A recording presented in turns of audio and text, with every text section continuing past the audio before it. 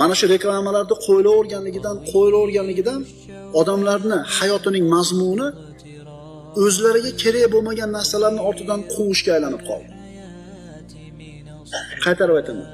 O'zlariga kerak bo'lmagan narsalarni orqasidan quvalab yurishlik odamlarni hayotini mazmuniga aylanib qoldi. Kerak emas edi u narsa. Ammo shu qo'yaverganidan bizni ongimizni ham boshqaryapti. Birodarlar, nima yeyishimiz kerakligini ko'rsatyapti, to'g'rimi? Tishingizni qaysi pastada yuvish kerakligini o'rgatyapti. Bolangiz orqasini qaysi qog'oz bilan artishni ham o'rgatyapti. Hamma narsani ko'rsatyapti. Sen o'ylama. Sen biz aytganda qilsang bo'ldi. Sen faqat mononi ol, mononi ye, mol savolni berma. Siz bilan bizni ongimizni boshqaryapti bu reklamalar. Shampun olish kerak. Magazinga kirdingiz. Shampunlar rastasiga qarab turib, qaysi markalarni istaysiz? Hop, ketdi. Shunda kirdingiz, zubni pasta olish kerak. Birinchi qaysi brendni istaysiz?